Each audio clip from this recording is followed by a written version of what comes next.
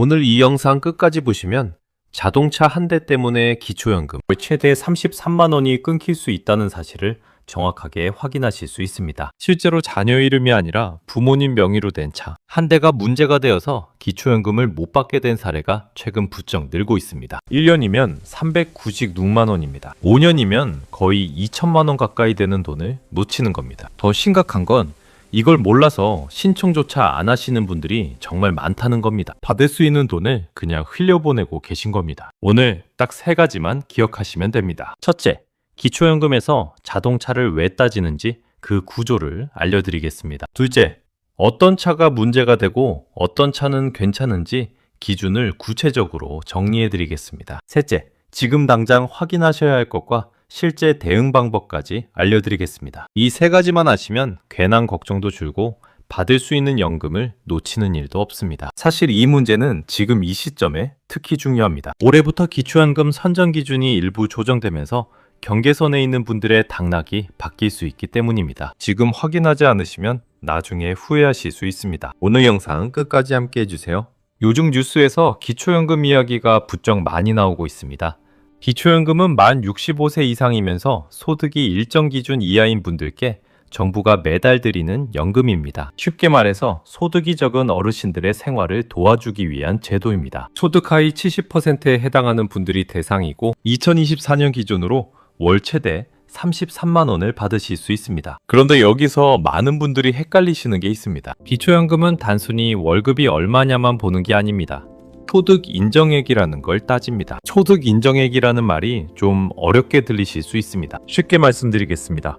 여러분이 실제로 버는 돈에다가 가지고 계신 재산을 돈으로 환산한 금액을 더한 것입니다. 월급이나 연금 같은 소득은 당연히 들어가고요. 집, 땅, 저축, 주식, 그리고 자동차까지 전부 계산에 포함됩니다. 여기서 핵심이 나옵니다. 자동차도 재산으로 잡힌다는 것입니다. 정부 입장에서는 비싼 차를 가지고 있다는 건 그만큼 경제적 여유가 있다는 뜻으로 보는 겁니다. 그래서 자동차도 재산에 넣어서 소득 인정액에 반영합니다. 소득 인정액이 선정 기준액을 넘으면 기초연금을 못 받습니다. 2024년 기준으로 단독 가구는 월 213만 원, 부부 가구는 월 340만 8천 원이 그 기준선입니다. 내 소득이 아무리 적어도 재산이 많으면 이 기준을 넘길 수 있습니다. 그리고 그 재산 안에 자동차가 들어가 있는 겁니다. 차 한 대가 정말로 기초연금 수급 여부를 바꿀 수 있다는 뜻입니다. 이것을 모르시는 분들이 생각보다 정말 많습니다. 그러면 왜 하필 지금 이 문제가 이렇게 많이 이야기되는 걸까요? 여기에는 몇 가지 배경이 있습니다. 우선 과거에는 시니어 세대가 자동차를 소유하는 비율이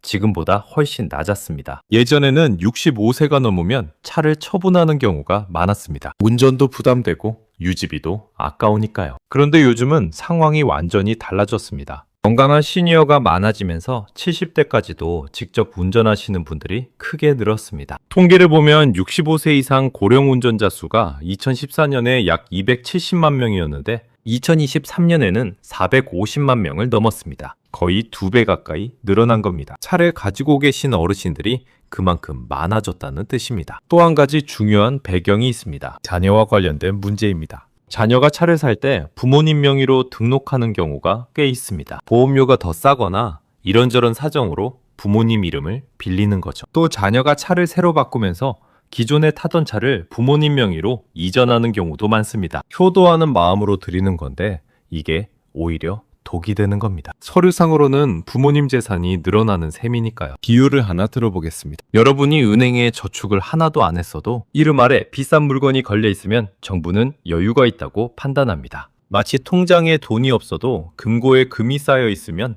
가난하다고 보기 어려운 것과 같은 이치입니다. 자동차도 마찬가지입니다. 내가 실제로 안 타도 내 이름으로 되어 있으면 내 재산입니다. 여기에 최근 중고차 가격이 과거보다 많이 오른 것도 영향을 주고 있습니다. 예전에는 5년 된 차면 감가가 많이 되어서 재산 가치가 크지 않았습니다. 그런데 2021년부터 반도체 부족 사태가 터지면서 신차 출고가 늦어졌고 그 영향으로 중고차 시세가 전반적으로 높아졌습니다. 이 흐름이 아직까지 어느 정도 이어지고 있습니다. 그러다 보니 예전 같으면 재산으로 잡혀도 큰 영향이 없었을 차가 지금은 소득 인정액을 꽤 끌어올리는 경우가 생기는 겁니다. 일본의 사례를 한번 보겠습니다. 일본도 고령자 복지 급여를 심사할 때 자동차를 재산으로 봅니다. 일본에서는 생활보호 수급 신청 시 원칙적으로 자동차 보유를 인정하지 않는 경우도 있습니다. 우리나라보다 더 엄격한 셈이죠.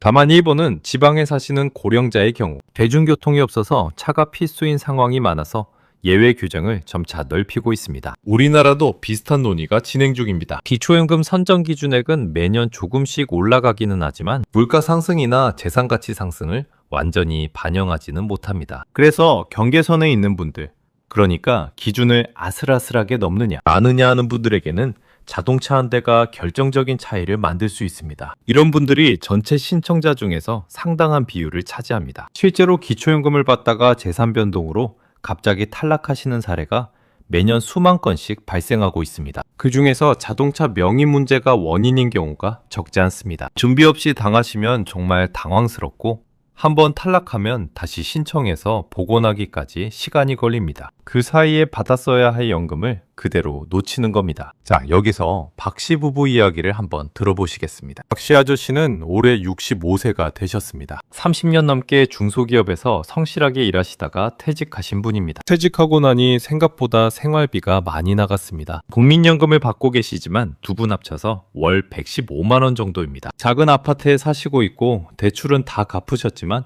매달 나가는 관리비, 보험료, 병원비를 합치면 빠듯합니다. 아들 민준이는 42세인데 맞벌이로 바쁘게 살고 있습니다. 박씨 아줌마는 63세이시고 평소에 건강보험이나 복지제도를 꼼꼼하게 챙기시는 분입니다. 박씨 아저씨가 65세가 되시자 주민센터에서 기초연금 신청 안내문이 날아왔습니다. 박씨 아줌마가 이걸 보시고 눈이 반짝이셨습니다. 여보, 우리도 기초연금 신청하면 매달 33만 원을 더 받을 수 있대요. 박씨 아저씨도 좋았습니다. 33만 원이면 한 달 식비가 거의 해결되는 돈이니까요. 두 분은 신나는 마음으로 서류를 챙겨서 주민센터에 다녀오셨습니다. 그런데 2주 후에 결과가 나왔습니다. 탈락이었습니다. 박씨 부부는 정말 이해가 안 됐습니다. 우리는 소득도 적고 집도 작은데 왜 탈락이지? 주민센터에 다시 전화를 해봤습니다. 담당자가 설명을 해줬습니다. 박씨 아저씨 명의로 자동차가 한 대 등록되어 있는데 이 차의 가액이 소득 인정액을 올려서 기준을 넘겼다는 겁니다. 박씨 아저씨는 깜짝 놀랐습니다. 아니, 그 차는 내가 타는 게 아니라 민준이가 타는 건데? 알고 보니 아들 민준이가 작년에 차를 새로 사면서 기존에 타던 SUV를 아버지 명의로 넘겨놨던 겁니다. 보험료가 아버지 명의로 하면 운전 경력이 길어서 할인이 되거든요. 민준이는 효도하는 마음이었습니다. 아버지, 이 차 제가 타지만 보험료 아끼려고 아버지 이름으로 해놓을게요. 박씨 아저씨도 별 생각 없이 그래라 하셨습니다. 그런데 그 차의 시가 표준액이 약 2,800만 원이었습니다. 이게 통째로 박씨 아저씨 재산으로 잡혔습니다. 자동차 재산은 시가 표준액 전체가 반영되고 이걸 월 소득으로 환산하면 매달 수십만 원이 소득 인정액에 추가됩니다. 박씨 아저씨의 다른 소득과 재산을 합치니 기준선을 넘어버린 겁니다. 박씨 아줌마가 민준이에게 전화를 했습니다. 민준아, 너 차 때문에 아버지 기초연금이 안 든다더라. 민준이도 당황했습니다. 엄마, 그 차 아버지가 타시는 것도 아닌데 말이 안 되죠. 하지만 제도는 누가 실제로 타느냐를 보지 않습니다. 서류상 명의가 누구냐만 봅니다. 법적으로 박씨 아저씨의 재산이니까 100% 반영된 겁니다. 민준이도 미안한 마음이 들었습니다. 아버지한테 좋은 일 하려고 한 건데 오히려 손해가 됐으니까요. 결국 박씨 부부는 기초연금 월 33만 원을 받지 못하게 됐습니다. 매달 33만 원. 1년이면 396만 원입니다. 3년이면 거의 1200만 원입니다. 이 돈이면 두 분이 3년 동안 병원비와 관리비를 넉넉하게 낼 수 있는 금액입니다. 반면에 같은 아파트 단지에 사시는 김씨 아저씨 부부는 상황이 달랐습니다. 김씨 아저씨의 아들도 차를 바꾸면서 아버지 명의로 이전하겠다고 했습니다. 그런데 김씨 아줌마가 며느리한테 전화를 받았습니다. 며느리가 시어머니, 혹시 아버님 기초연금 신청하실 거죠? 차를 아버님 명의로 하면 재산으로 잡힐 수 있대요. 며느리가 인터넷에서 미리 찾아보고 알려준 겁니다. 그래서 김씨 아저씨 아들은 차를 자기 명의로 그대로 뒀습니다. 김씨 아저씨는 기초연금을 문제없이 받고 계십니다. 두 가정의 상황은 거의 똑같았습니다. 하지만 정보를 알고 있느냐 모르느냐의 차이 하나로 매달 33만 원이 갈린 겁니다. 여러분은 절대로 박씨 아저씨 같은 실수를 하시면 안 됩니다. 오늘 이 영상을 보셨으니 이제 아실 겁니다. 자, 그러면 지금부터 여러분이 오늘 당장 확인하시고 행동하셔야 할 세 가지를 알려드리겠습니다. 첫 번째로 내 명의로 된 자동차가 있는지 확인하세요. 본인이 직접 타고 다니는 차뿐만 아니라 자녀나 친척이 편의상 내 이름으로 등록해둔 차가 없는지 반드시 확인하셔야 합니다. 확인하는 방법은 간단합니다. 자동차 민원 대국민 포털, 인터넷에서 자동차 365라고 검색하시면 됩니다. 거기서 본인 명의 차량을 바로 조회할 수 있습니다. 공인인증서나 간편인증이 있으시면 집에서도 바로 확인이 됩니다. 만약 스마트폰이나 컴퓨터 사용이 어려우시면 가까운 구청이나 주민센터의 차량 등록과에 전화하셔도 됩니다. 전화 한 통이면 확인이 가능합니다. 여기서 실수하기 쉬운 점을 하나 말씀드리겠습니다. 오래전에 폐차한 줄 알았던 차가 말소 처리가 안 되어 있는 경우가 있습니다. 폐차장에 맡겼는데 서류가 제대로 처리되지 않아서 내 이름 아래 그 차가 아직 남아있는 겁니다. 이런 차도 재산으로 잡힐 수 있으니 꼭 확인하셔야 합니다. 또 한 가지, 배우자 명의의 차도 중요합니다. 기초연금은 부부의 소득 인정액을 합산해서 보기 때문에 배우자 명의의 자동차도 반영됩니다. 그러니까 본인 명의뿐 아니라 배우자 명의의 차량도 같이 확인하세요. 두 번째로, 자동차가 있다고 무조건 탈락하는 게 아닙니다. 어떤 차가 문제가 되는지 기준을 정확하게 아셔야 합니다. 먼저 자동차 가액이 4천만 원 이상인 고급 자동차는 월 100% 재산으로 반영됩니다. 이건 상당히 불리합니다. 하지만 일반적인 중저가 차량은 시가 표준액을 기준으로 재산에 포함되는데 연식이 오래될수록 감가가 되어 가치가 내려갑니다. 예를 들어 10년 된 소형차라면 시가 표준액이 200만 원, 300만 원 수준까지 내려가기도 합니다. 이 정도면 소득 인정액에 미치는 영향이 크지 않을 수 있습니다. 그리고 중요한 예외가 있습니다. 킹업용 자동차, 그러니까 생계를 위해 직접 사용하는 차량은 일정 조건 하에서 재산 산정에서 제외될 수 있습니다. 예를 들어 택시를 모시는 분이나 소규모 자영업에서 배달용으로 쓰시는 차량은 다르게 적용될 수 있습니다. 또한 장애인 명의로 등록된 차량도 일부 감면 대상이 됩니다. 1600cc 미만의 차량도 일정 조건을 충족하면 재산에서 제외되는 경우가 있으니 꼭 확인하셔야 합니다. 주의할 점이 있습니다.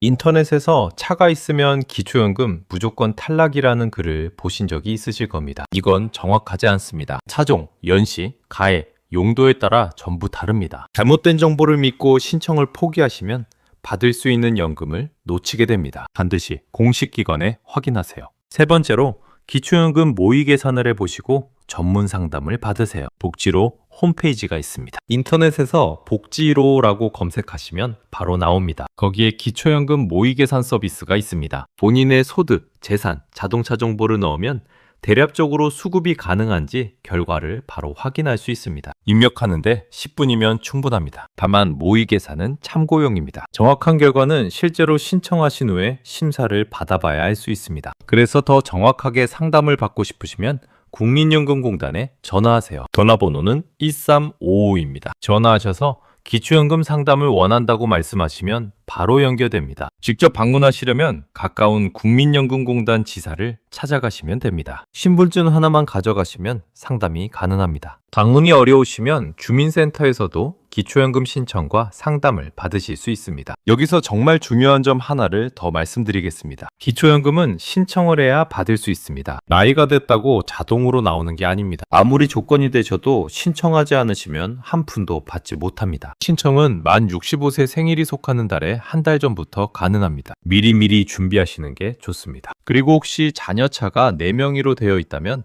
명의를 자녀에게 돌려주는 것도 방법입니다. 명의 이전은 자동차 등록 사업소에서 할 수 있고 가족 간 명의 이전 비용은 그리 크지 않습니다. 명의를 바꾸신 후에 기초연금을 다시 신청하시면 재심사를 받으실 수 있습니다. 자, 오면 내용을 다시 한번 정리해 드리겠습니다. 기초연금은 소득만 보는 게 아닙니다. 재산, 금융자산, 그리고 자동차까지 모두 합쳐서 소득 인정액이라는 하나의 숫자로 계산합니다. 내 이름으로 된 차는 내가 안 타도 내 재산입니다. 서류상 명의가 기준이지 실제로 누가 운전하는지는 상관없습니다. 자녀분들이 보험료 아끼려고 부모님 이름으로 차를 등록하는 경우가 많은데 이게 기초연금 탈락의 직접적인 원인이 됩니다. 오늘 꼭 기억하셔야 할 3가지를 다시 말씀드립니다. 하나, 자동차 365에서 내 이름으로 된 차가 있는지 오늘 바로 확인하세요. 둘, 차가 있다고 무조건 탈락이 아닙니다. 차의 종류와 연식과 가액에 따라 다르니까 기준을 정확히 알고 판단하세요. 셋,